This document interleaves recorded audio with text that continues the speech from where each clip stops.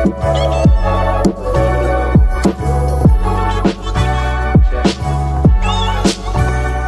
everybody. I'm J. Rod D. I'm G. Welcome to the Poet Life Podcast. Hosted by none other Nuance. Check this out, man. May 7th is coming very soon. May 7th coming very soon. Like Debut episode rolling out. The very first episode of the Poet Life Podcast. So excited to bring this to you, man.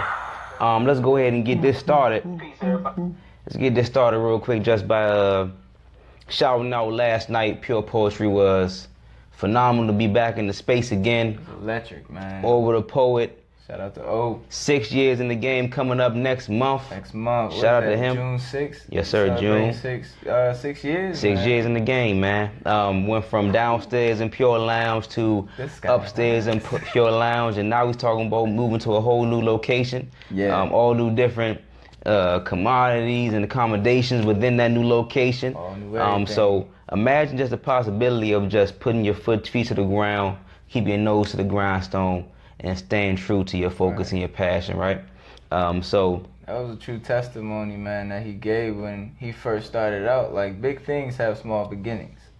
So for him to share the fact that it was just him and a couple of his family members in the crowd just enjoying the art, and then see it go from, like, he planted that seed and to see it just like blossom into something that's powerful. You got people coming from different states flying out, you know, you have people just, that's something on their calendar that they look forward to. Like, I know some people, for one, I'm gonna miss Pure Lounge and, you know, just that intimacy that it had for the art, but man, it was beautiful, man.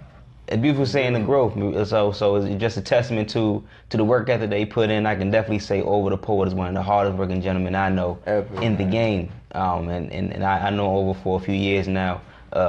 And I think just the friendship and the brotherhood bond that we have has just grown exponentially over the years. So I can definitely attribute all the success to the work he's put into his craft, the work he's put into his business side and professional side. And man, it's a real beautiful thing. So what we want to do, as brothers of Nuance, brothers of Gold Soul, brothers of the Poet Life Podcast, we want to try to bring that same type of exponential growth to our situation, and also add on to what he's doing, because I feel as though we unite and come together, we can definitely move and shake things in the world of poetry, and also make things happen in the world. So today's episode, a lot of stuff been going on recently. Most currently was brother Kanye West. Some controversial statements were being made, and of course, every artist is entitled to their opinion and their mode of expression. But it kind of ruffled a lot of feathers, and it caused for a lot of questions as far as like mental health and trying to find understanding, trying to find out where this is coming from. Doing your research, things like that. A strong set of people around you to keep you humble and, to help mold you into, something greater, because you need that, I think. So if it's just, to me, that exemplified what happens when you veer from the path of having, a set agenda, a set standard. I'm not saying that he didn't, have his goals in line. I'm not saying that he's not, the Kanye, the wordsmith that we all know and love, because he is. Like, that's not gonna change. But at the same time, what's your social circle, bro? Like, Right. Who's around you the most? Like, the people around you the most, you become like similar to.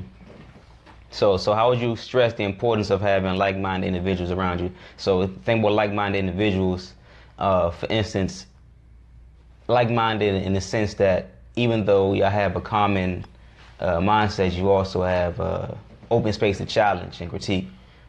How much would you stress that, the importance of that? I think it's extremely important. Okay.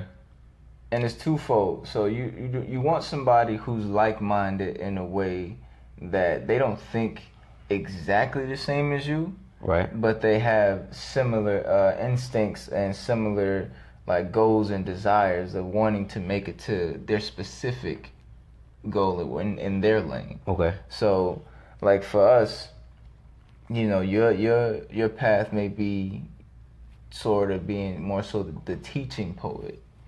You know, mine is maybe more so the artistic, paint the picture poet. You know, whereas though like your bars may want to really like you might want to stack your poems in a way that, you know, both tell a story, but it's more yours is maybe more intellectual sometimes. Mine may be more, you know, painted on. So having like-minded people, I think, is important because that's the circle of people who are going to push you and who's going to motivate you, not just by, you know, checking you in a sense, but by their doing. Okay. You know, I feel as though like, and I touched on this a while ago, just on Instagram, just thinking about like y'all, like my brothers, and everybody has their hand in something positive. And I can honestly say when one veers off that lane of being productive and growing as a man, we pick them up. We call and we check in on them. Hey man, what's going on? I ain't heard from you in a minute. Or just having those strong individuals around you just to be like, hey, like come rap with me real quick. Okay. You know? You need that. Because if you have a whole bunch of yes men, that's the flip side to it. Right. You know, if you don't have like-minded people around you, you're gonna have a lot of yes men. I feel. What about you? I agree. It's important. It's important, especially as artists, to have like-minded individuals who are trying to go in the same place you're going, or at least have similar goals and visions that can support you and also let you know when you need to take a step back, you know, and try to reevaluate what's going on. Yeah. Perfect example would be in the sense of how when it comes to like creating a certain poem we want to do, we may present an idea, put down on the table, right? And it may be like, okay, I think this idea is good, but let's try to readdress this in this kind of way so that it comes off in a manner that is more readily accessible or readily accepted for those who we want to address. You know what I'm saying? So we want to have a poem focused on the economic state of the black community. Let's not put it in those precise words because think about it, everyone may not be at that level to decipher the language that we may use. So we want to try to bring it down to them. Also thinking about how, as an artist, it doesn't separate you from being a man. You know what I'm saying? It's not like you're a man and then you're an artist. Like if you are a man and you're an artist, that should be the same thing. Your walk and your integrity should be in line with both of them things. You know what I'm saying? So if authentically I'm trying to move and position myself to be a better poet, I should also be doing the same thing as being a better man. Peace, Josh Amel, what's going on? I should also be trying to do the same thing. So I think we can stress that all day. You know what I mean? Yeah, we could. One thing that I also found with the Kanye West situation was just the importance of effectively communicating. Man, I think that's simple, right? Effectively communicating. How he put out the statement, and we'll get into that in a second. He put out a statement that was like very controversial. And it was very polarizing. People were staying on both sides of a certain line based on information that necessarily wasn't there at the moment. Yeah.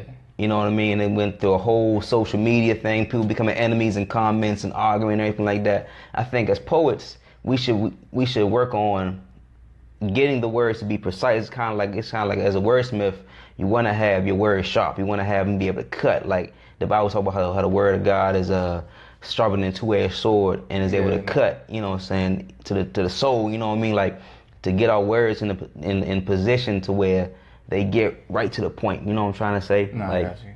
So a question I want to ask you, based on that, is have you ever, well, let me ask you this, would you rather be heard or understood? Does it have to be one or the other? Yeah. So just to play like we did last time. Yeah, would you rather be heard, understood? So think about it. Of course, everybody wants to be heard. A lot of people want to be understood. Would you rather be heard, understood?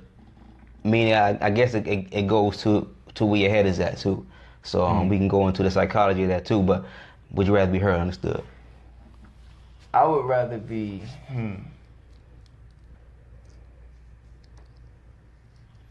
Wow, that's kind of tough. Okay. When you really think about it, like, cause you want people, like you said, you want people to hear you. Everybody wants to be heard, but you can be heard and not, nobody feels what you're saying. So for just simply like that, I'd rather be understood. Okay. I'd rather be understood simply because I have something to say. Okay.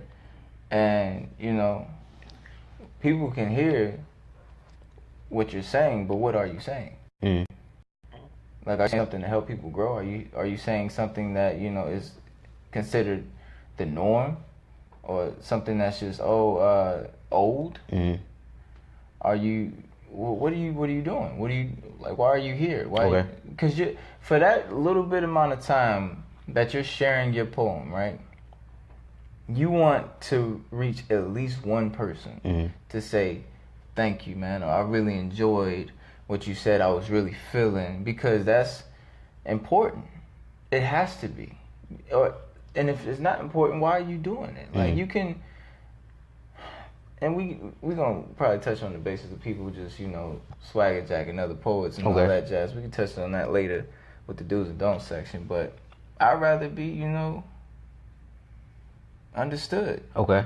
Because you gotta feel what I'm saying. Like, if you don't feel what I'm saying, it don't move. It has no reaction. And then I'm just sitting there like, well, I'm screaming, or I'm speaking at the top of my lungs, and I know they can hear me in the back, but you have these blank faces looking at you now. Like, what are you doing, brother? Real quick, I seen a comment that said, my cousin Wally, man, what's up, Wally? He said, I disagree. Having different mindsets around you may change your aspect on life, and I totally agree with what he's saying. I think in context, when I say like-minded individuals, I mean as far as like goals. I'm trying to say goals and overall perspective on certain things that are important. You guys have shared them important on perspectives. So for example, like we both, have a passion for poetry. Now, how we approach our art may be two totally different things, but also like just us having our own personal mindset. I can challenge you, and I can bring certain things to the table that you may not have even seen, and likewise and vice versa. Right. You know what I'm trying to say? So I definitely understand what you're saying, Wally. I appreciate that comment. So me personally, I would rather be understood, only because I know that I'll be heard because, I'm putting the work in, what I'm trying to say? Like, putting the work in, you're going to be heard. I think understanding comes in time.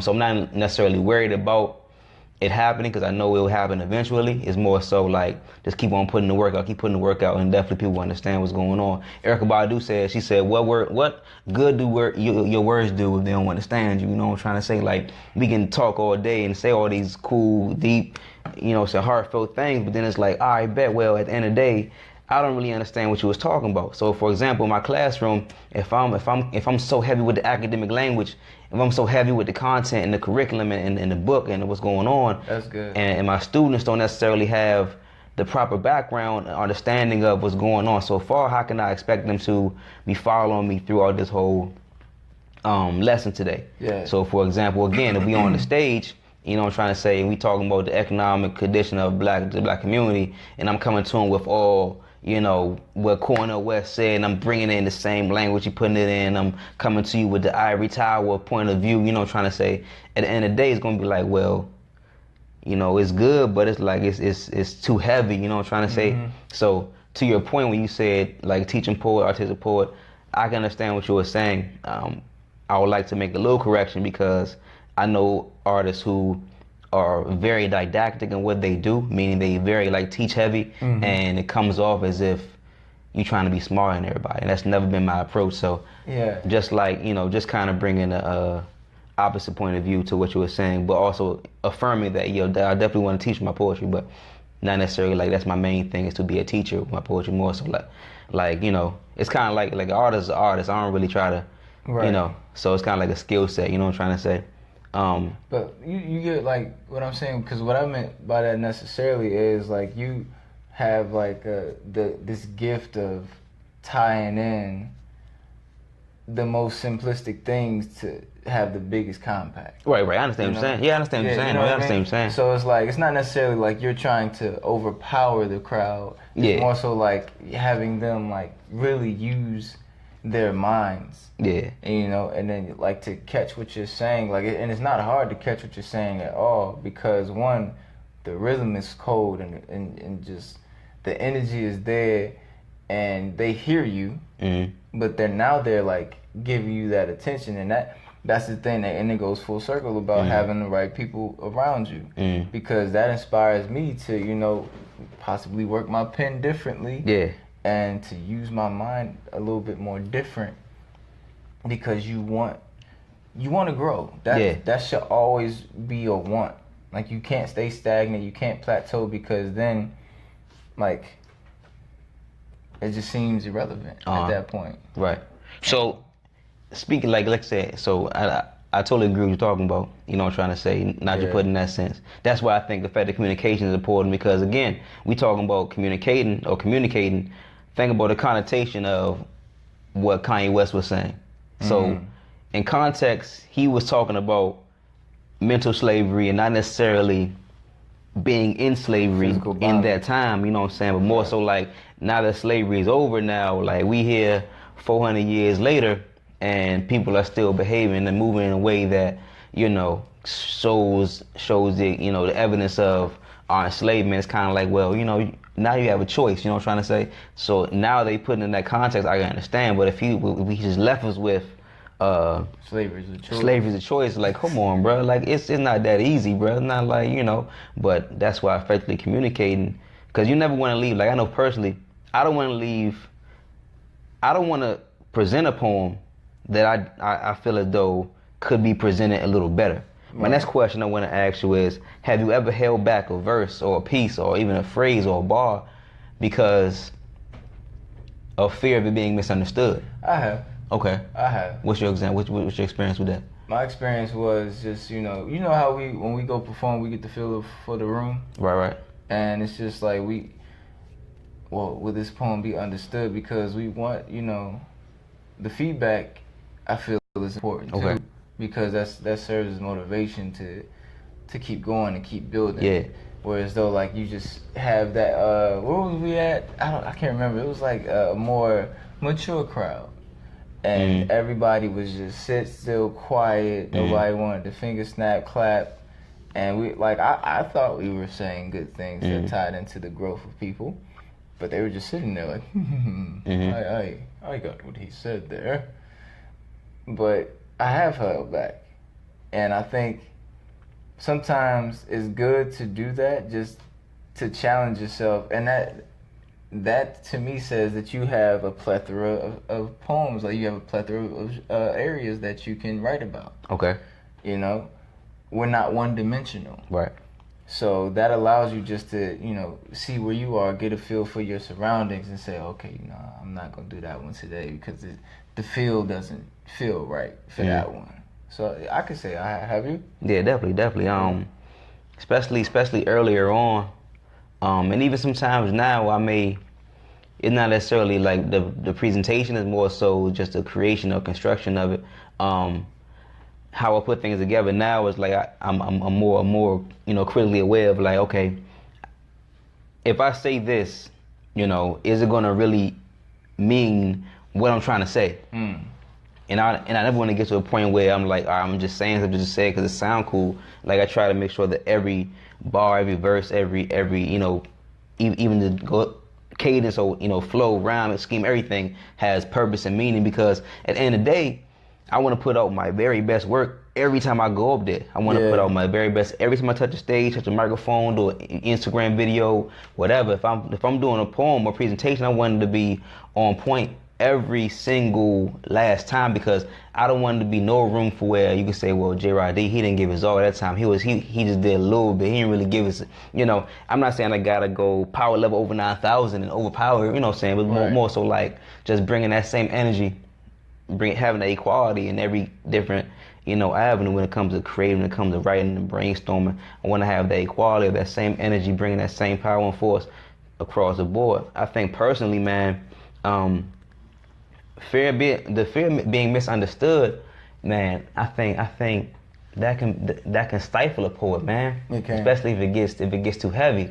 Like, especially nowadays when everything is so everything is so, I guess sensitive would be the best word, like, and then polarizing too, because you can say one thing and have you can see 6 people on your side and then like 20 people who are against you, you know what I'm saying, real quick, and you're like, man, well, I was being honest and giving my own opinion. It's kind of like you give your opinion and then people jump on you, you know what I'm trying to say? So you don't want, I guess the struggle is, do you say what's popular, do you not? Right. Like, you say we're not one-dimensional artists, and I definitely firmly agree that we are. We are not one-dimensional artists, but yet and still, you know, we see a lot of one-dimensional, and I don't want to say I want to judge them in that sense or typecast them.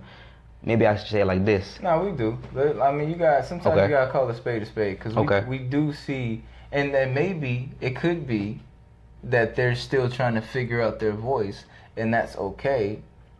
But that ties into, you know, who is around you. Right. You know, because okay, there you go. You know, they're gonna challenge you to say something different. They're gonna challenge you to really like dig deeper into what you're saying, because they want to see you grow. Mm-hmm. If this is something that you're passionate about, and they feel as though that, you know, okay, this is something that, you know, we can really buy into. Yeah.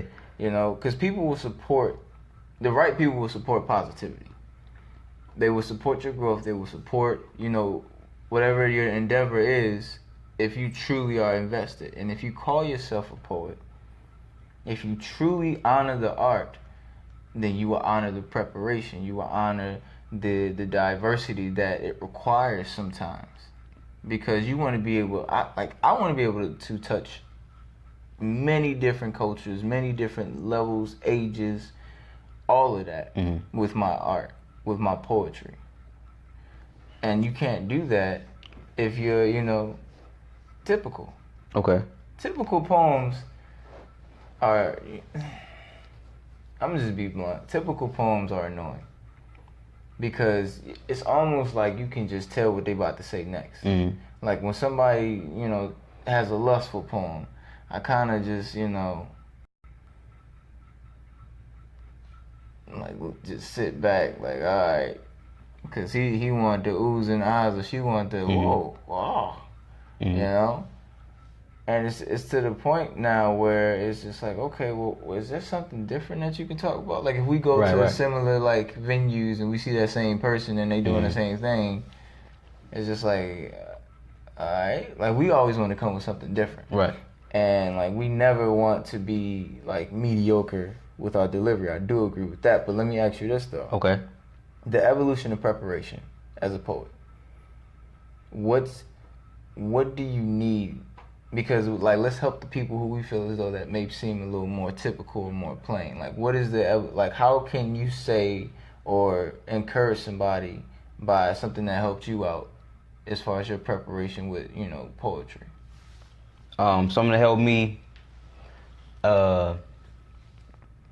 keeping myself in that mindset. So I like to listen to music, you know what I mean? I like to listen to a lot of rap, you know what I'm saying? Some of my favorite topics may come from like certain songs I listen to, and just certain ideas may spring from certain artists I listen to, only because I see the intersectionality of the art form.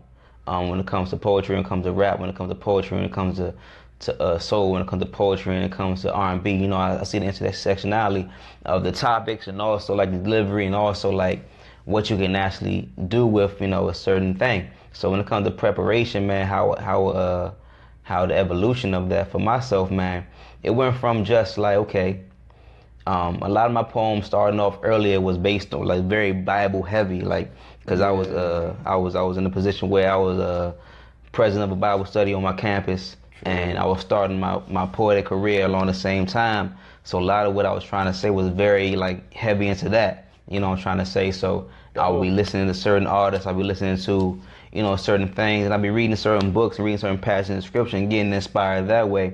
And then it kind of transitions and transforms as, you know, I progress in my own life, you know what I'm trying to say. So in my own life, I may went through a lot of different cycles and phases, but even now, that evolution has carried itself in a sense where it's like, all right, it's books, it's music, it's what I see, experience, or whatnot. But now I think I have a more focused way I do things now. So, example, I can just be sitting in my classroom as my students leave for a certain class period, and I can be like, all right, man, one of these guys made a great point, and I write down a line, and that line just grows into a whole stanza. So it went from needing a lot of time to put into preparing a poem, and it can just vary to be like I can be inspired off one quick thing like that. You know what I'm trying to say, and then it can be a full length poem because I'm already. I think now I guess I train myself to where, and I say this all the time, like poetry is my everyday. I got it from Q-Tip when he said street poetry is my everyday. Like poetry is my everyday, so I'm always in the mindset of eventually a poem's gonna come. So I'm just living, I'm just watching, I'm just learning, observing, doing what I gotta do. Eventually a poem gonna come. Same question for you. How would you answer that question? I mean, my evolution of preparation, at first I would just write anything, right? I still kind of do that because, you know how words just come to you and you just, I gotta write it down or I have to record it just to keep it and stash it for something else that it may be something that matches with it. But also another thing that I really started to do is I treated it kind of like sports, and you know, like with like team sports, you gotta watch film. Okay. So I watch film. I watch, you know, a lot of poets that, you know, I look up to, a lot of my peers. You know, I like to read different styles of poetry. Like back in the day, a lot of you know, Edgar Allan Poe, E. Cummings, and a lot of the structure of traditional older poems and things of that nature, and how can I tie that feel into mine. So I became real studious over the years because I want to be that poet. Like I want to be that poet, who can, you know, react on stage, you know, and who can get the people really, you know, really intrigued by what I'm saying. But also, being an author, I want you to enjoy what you read as well. Okay. Because I'm not there to, you know, perform the poem for you every time you pick up the book and open it. Okay. But I want you to feel my presence with, you know, with what I'm trying to, like the picture I'm trying to paint for you. And I think that's important, man. Like, so for me, it was definitely watching film, watching a lot of the poets, reading a lot of different poems, and reading a lot of different things, like listening to different music and challenging myself, because I'm one who enjoys, you know, prepping towards music, and like it'll be a movie sometimes for me. I'm a movie buff, so a lot of movies will inspire me to write something that I don't think a lot of people are really talking about this, or the news. It just spirals from things that I see. Right. So a lot of people write about things that they go through. Right. My poems, 9 times out of 10, well, I say 7, 8 times out of 10, are things that I see. Like, you will be surprised at the art that you see just riding a bus, walking down the street, the people, how they interact with each other. Like a person can turn into a poem for me just sitting across, like, the seat from me. Like, you ever see people, like, in a rush to go to work and they got their tennis shoes on, but they suited and booted and everything? Like, what stop did he come on from? Like, did he come on from, you know, Addison Road? Is he, you know, coming from Bethesda? Yeah. You know, and that has nothing to do with race or age or anything. You just get curious.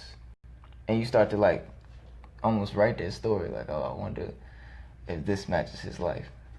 You know?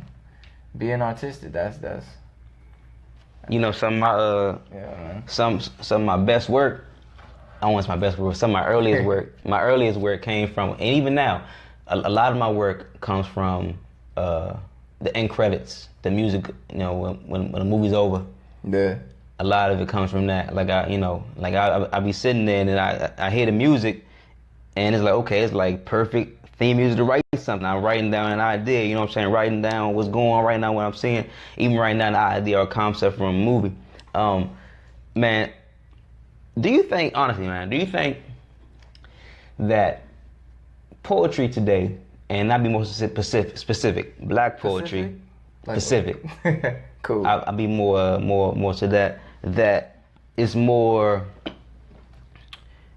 and I guess I'll vent a little frustration. Like, okay, a lot of it, I'm not really moved about a lot of poetry nowadays, and it's not because poets aren't good. Trust me, there's a lot of dope poets out there. I'm not saying I'm the best. I'm not saying that. I'm saying like I'm just not moved because I guess the topics just kind of seem like they overlap. Everybody's saying similar things in different ways. Yeah. Talking about, the same topic, the same this, same that. It's just a different way of presenting. It's kind of like rap. You hear the same. Okay, cool. I feel you.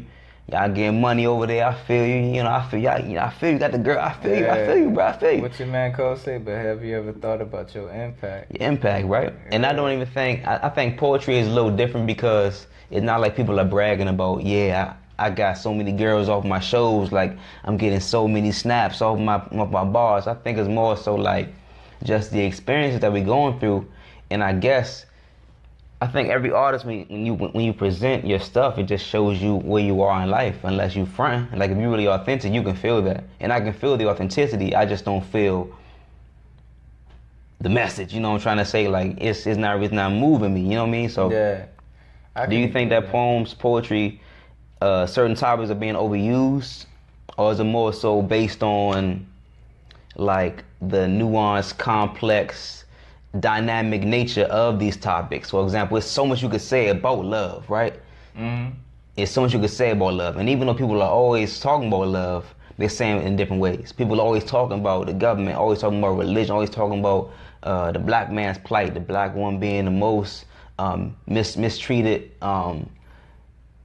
person in in America, right? So there's just different ways of saying that. Do you think is that, or is it more so like people don't really have nothing to say but that? I'm trying to figure it out for myself because honestly, bro, I think it's people choose not to have anything else to say because they can write so much about that one topic. I got you.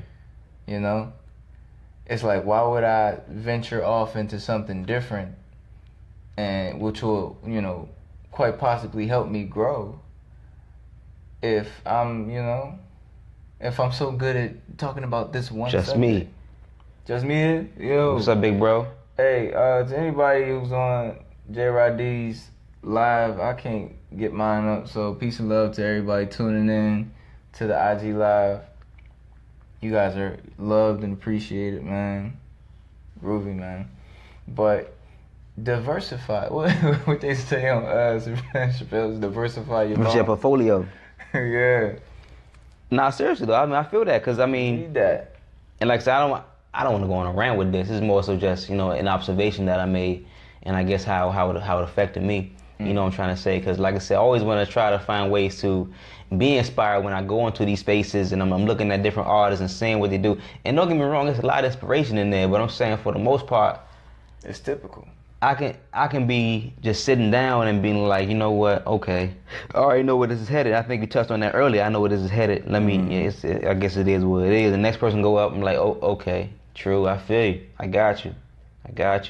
But I mean, it doesn't negate their experience. It doesn't mean that what they went through wasn't real. I'm not saying that at all. It doesn't mean that the poem isn't good. It doesn't say it's good. I'm just saying, like, I haven't been moved by a lot of poetry besides, certain ones from the artists that I know, come through. You know what I'm trying to say? So yeah, I guess it's kind of like, well, it's a challenge for us then. Challenge for us because I'm sure we're not the only ones who may feel unmoved by a lot of different things. You know what I'm trying to say? Like, I'm sure it's more that feel like that. So what can we do as artists to make sure that we are continuously making sure that things are being addressed in different light, in different manner, that it's able to move the people? Like, how are we addressing our work to where people can actually feel what we saying? Like, goes back to being heard and understood. Like, how are we formatting these words? How are we formatting these messages to where it can impact and reach the smallest child to the oldest adult, most mature mind? Like, your impact, like J. Cole was talking about, your impact is very important, man. One thing about Ye, getting back to Kanye, Ye's impact is phenomenal. Like, Kanye West is an icon, man. Yeah. He's an icon. So what the good brother Van was saying on TMZ, he was like, man, Lathan. He was like, you got this impact. Your voice is so big, you can't just be saying stuff like that without giving the proper context, without, giving it the right, definition, what you're trying to say. Right. I mean, and then to Kanye's defense, like, he's not gonna say the right things in the right context. Clearly, you know, he's human. Mm-hmm. We're all human, but Mm-hmm. that goes full circle with having the right people around you Mm-hmm. to be able, because having the right people around you helps you tailor yourself, Mm-hmm. helps you fine tune your character, you know, how your outlook on life, because it gives you the different perspectives, because these people know you and you know them. So you're gonna want to have those different perspectives, even if they're not in the same room. Yeah. Because you know that, like, okay, if Jay was here and he was faced with this same situation, you would ask yourself, how would he do that? How would Randy do that? How would Dion, somebody like that's close to it, that's in my circle, just be like, hey, because just the standard gets higher and higher when you are around like-minded people who have goals, who have ambitions, right, who are able to articulate a lot of things, sometimes even better than you, and you better than them. Exactly. But I respect what Van said, and it needed to be said in the way that it was said too, because it was one of those, like, we got to get in the habit of checking each other, especially as black men. I think that's so important, because even if I don't know you that well, but you know what I'm saying, if we respect each other, to have a dialogue where we can kind of encourage each other, or, you know, more so check each other, it's so needed, man. It's so needed. So he, in my opinion, checked Kanye. And Kanye looked like he was checked, and he went over to, you know, they console each other, and they had the sidebar. I think it cut out at that point when he walked over to Van. Yeah. And it was just like, wow, you do have his voice. But he's also human, but he also needs the people around him who understand that his voice carries a lot of strength and a lot of character and a lot of inspiration, or it can be detrimental to the wrong person because they look at Kanye West as an icon. Right. So they're going to mimic what he does and how he thinks, and they're going to protect the things that he says because they're fans. You know? They're fans of Kanye's. But if you're a true fan, then you know, you kind of got to watch your artist. I like how Kanye was like, he wasn't too big to apologize. Like, at this point, Kanye West is one of the biggest artists in music, you know what I'm saying? Like, period. Like, one of the biggest musical geniuses in music, period. And he wasn't too big to apologize. And people say it's a publicity stunt, it's a marketing scheme. Man, listen, man, you got somebody who's openly saying, look, I'm sorry, man, give me a hug. I'm sorry I hurt you. Like, that's rare, because people can say something and be like, well, that's my opinion, I don't care. I said it. You know, what you gonna do? I can have my own. Like, but the brother was humble enough to be like, you know what, I'm sorry I hurt you, man. And you can say it's fake, you can say it's phony, but I think the message in that is powerful, man. So even as artists, man, we got these voices. As poets, we have things that we can say. Yeah, I think we can talk about and discuss. But say, for instance, you say something that may offend someone. Are you going to be humble enough to apologize for that? Or are you going to say, well, that's my art and that's just what it is? I think that you gotta, for the sake of the art, for the sake of your following, you have to carry that level of humility.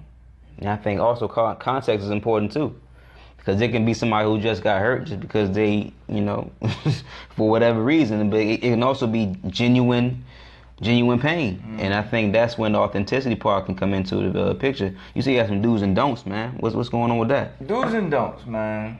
Do's and don'ts of poetry.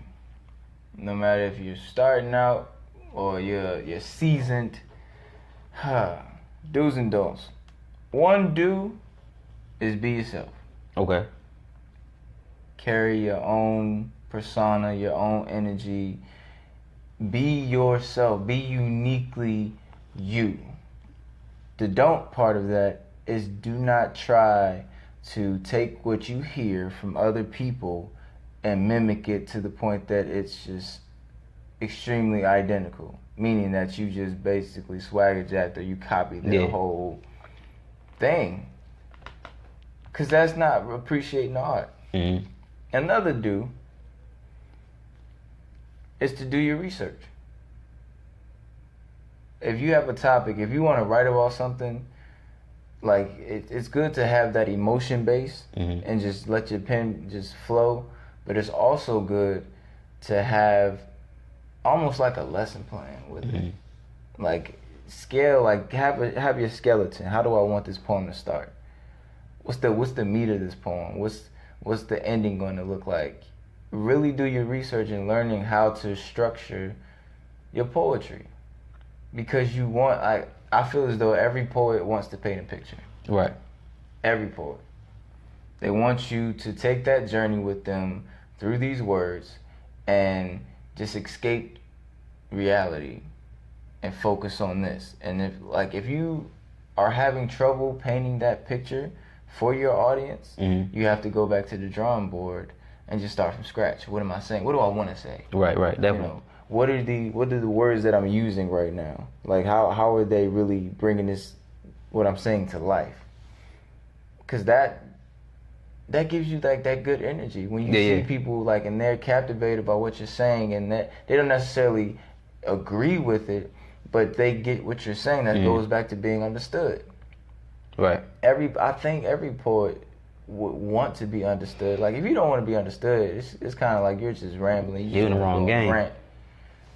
And what's a do or a don't for you when it comes to poetry? A do or don't, man. So a don't is don't worry about the response. You know what I'm trying to say? Don't worry about the response. Don't put a lot of emphasis on, you know what I'm trying to say, like, I want people to go crazy after this poem. Man, listen, man, just do your job. Your job is to deliver a message.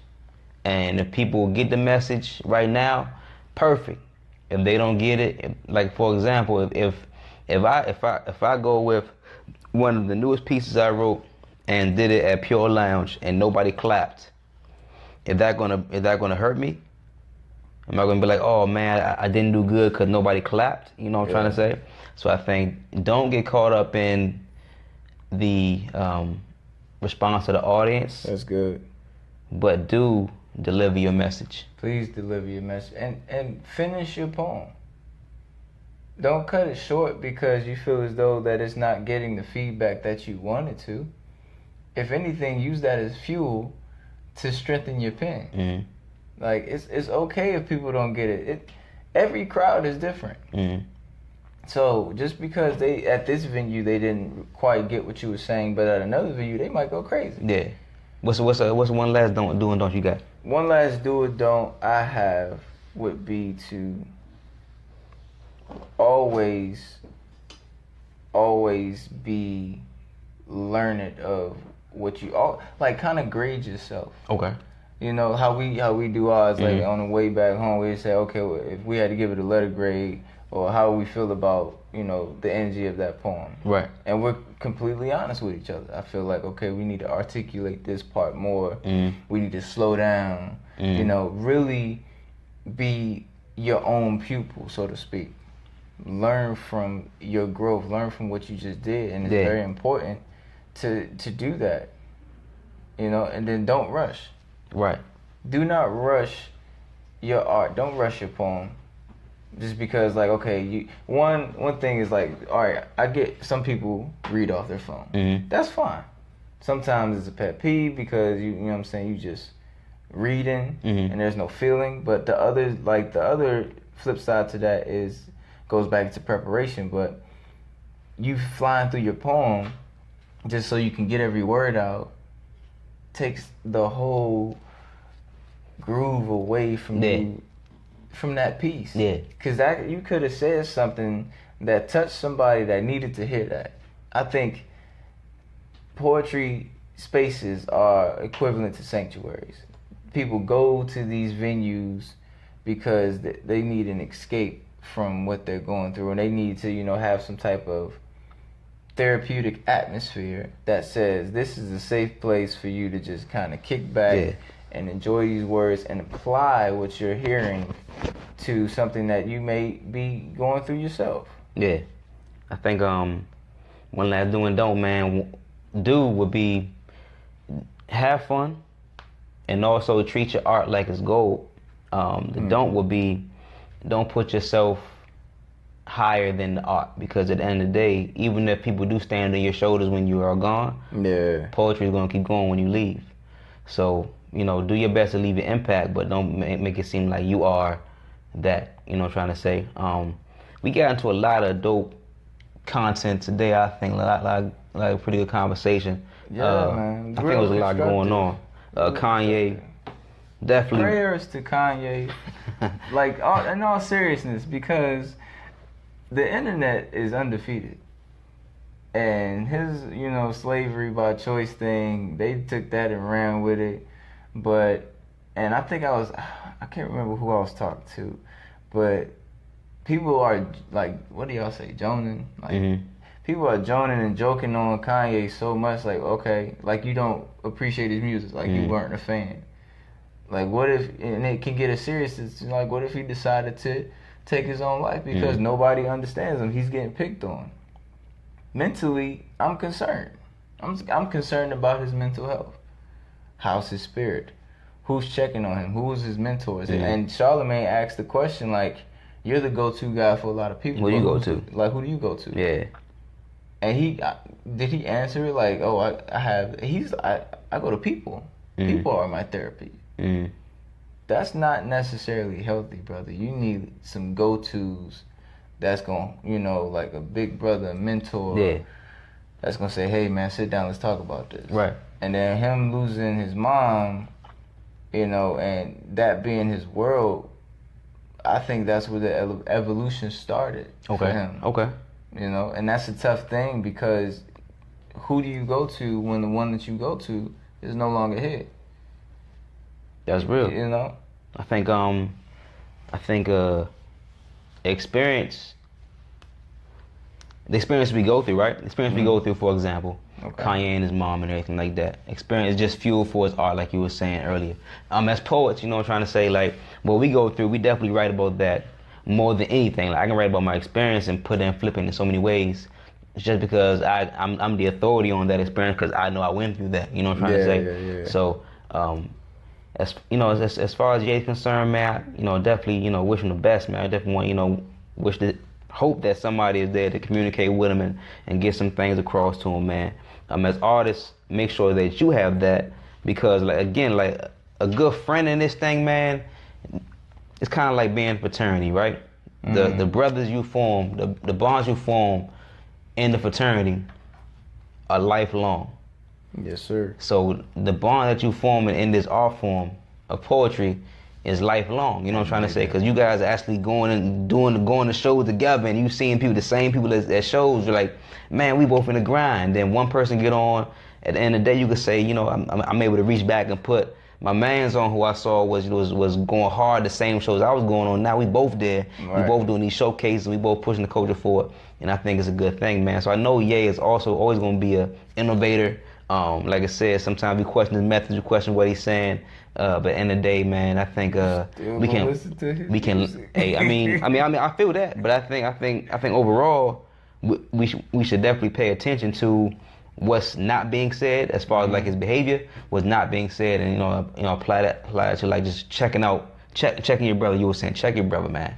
Check your brother, make sure he's good. Check your sister, make sure she's good. It's a brother that I follow. I think I told you about him.